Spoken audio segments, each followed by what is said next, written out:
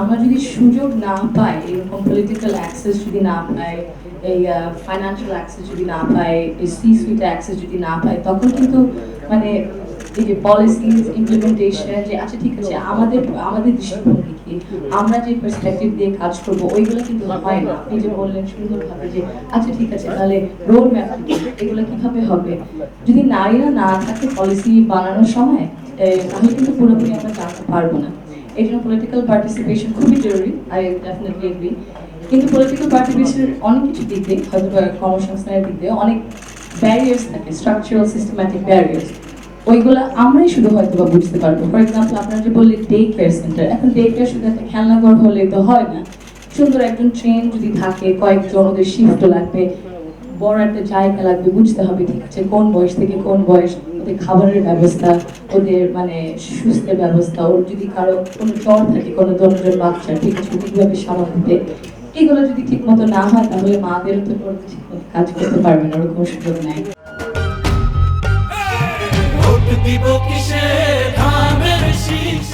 তো কিছু structural barriers তো আছে পলিটিক্সের মধ্যে, রাজনীতির মধ্যে। আমরা যেটা দেখতে পারি, মানে প্রথম থেকে যদি আমরা দেখি, আপনারা খুব সুন্দরভাবে কিছুজন বলেছেন যে ও মামা আপনা, হেমা আপনা, আপনার তো মানে নিজ থেকে অনেক বড় মানে স্টুডেন্ট লিডার্স, ভেরি ইম্প্রেসিভ। এখন আপনাদের মতো অনেক আছে নিশ্চয়ই, আপনারা তো ওদের সাথে নিশ্চয়ই কাজ করেছেন।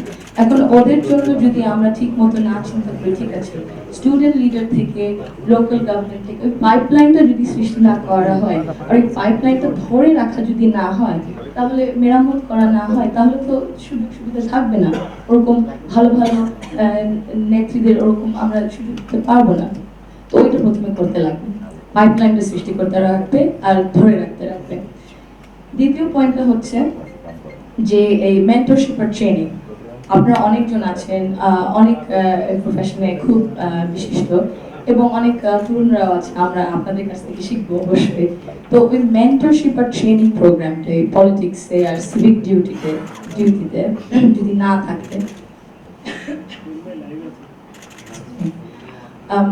তাহলে ও তাহলে ও কিভাবে বুঝবে যে ঠিক আছে আমার এইভাবে এই পথে যাওয়া উচিত, আমার ঠিক আছে এইভাবে জিনিসটা বুঝতে হবে, করা উচিত। তার মানে একটা ছায়ার মতো, একটা তাল গাছের ছায়ার মতো যদি একজন কেউ না থাকে, একটা মেন্টর, তাহলে কিভাবে ওই ছোট গাছটা আবার বড় হবে।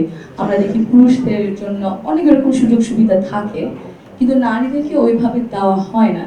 কালচারাল অ্যাটিটিউডস আছে, ঠিক আছে হয়তো বা মানে এত দূর যাওয়া যায় না, মানে ইয়াং মেয়ে হয়তো বা কি না কি হয় সব ছেলেদের সাথে, ওগুলাও আমাদের বার করতে লাগবে। কিন্তু নারীদেরকে ওই কানেকশনটা করতে হবে যে আচ্ছা ঠিক আছে মেন্টরশিপ আর ট্রেনিং পলিটিক্সের মধ্যে, পলিটিক্যাল পার্টিসদের এই দায়িত্বটা নিতে হবে, সব পলিটিক্যাল পার্টিসদের আমার এই দায়িত্বটা আরেকটু নিতে হবে মেন্টরশিপ আর ট্রেনিং এর ব্যাপারে।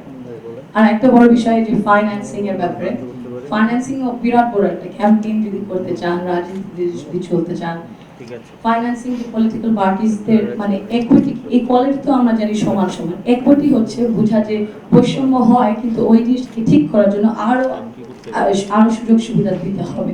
তো ওইটা বোঝা যদি ফাইন্যান্সিং নারী নেত্রীদের দেওয়া হয়, তাহলে হয়তো বা এই জিনিসটা একটু মানে কমে আসবে, যে নারীরা যে পার্টিসিপেট করতে পারছে না রাজনীতিতে, এটা একটু কমে আসবে। এবং নারীদেরকে সুযোগও দেওয়া উচিত, বুঝতে আচ্ছা ঠিক আছে ওনার মানে মেধা আছে দাঁড়ানোর জন্য কোনো একটা লোকাল গভর্নমেন্টে, না হলে কোনো একটা কনস্টিটিউয়েন্সিতে।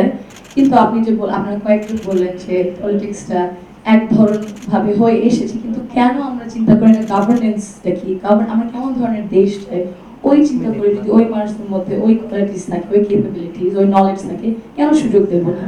কারণ আমরা তো অন্য ধরনের একটা দেশ দেখতে চাই, তাই না? এত কষ্ট পরিশ্রম করা হয়েছে অনেক জন্য এত বছর ধরে, বহু বছর ধরে, ওই কারণেই তো। সো ওই সুযোগটা বুঝতে হবে, একটু মাইন্ডসেটটা চেঞ্জ করতে হবে।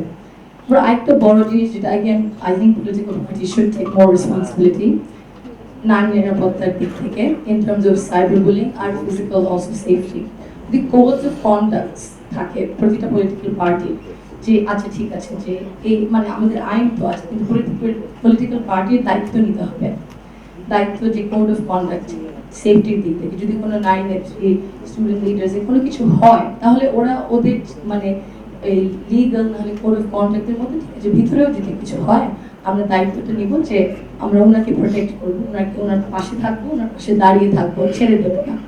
এই জিনিসটা চিন্তা করতে লাগবে। এবং ইনভেস্টমেন্ট, আপনারা কয়েকজন বলেছেন ইনভেস্টমেন্ট বারবার, শুধু একবার দুইবার একটু মানে দেখানোর জন্য করলে হবে না, আমাদের বারবার ইনভেস্ট করতে লাগবে। আগে একুইটির ব্যাপারে যে বললাম, বৈষম্যটা আছে, এই জন্য আরো চেষ্টা করতে হবে, ইনভেস্ট করতে লাগবে। আপনারা যে এত সুন্দরভাবে কথা বলেছেন, আপনাদের সাথে মানে একসাথে হয়ে যদি ইনভেস্ট করা যায়, পলিটিক্যাল পার্টিজ যদি একটু more open to collaborating with civil society, with intellectuals, এত মানে মানে মুক্তিযোদ্ধাদের সাথে, শিক্ষকদের সাথে, স্টুডেন্টসদের সাথে, লয়ার্সদের সাথে, তাহলে আমার মনে হয় মানে আমরা সুন্দর একটা দেশ হয়তো করে দিতে পারবো।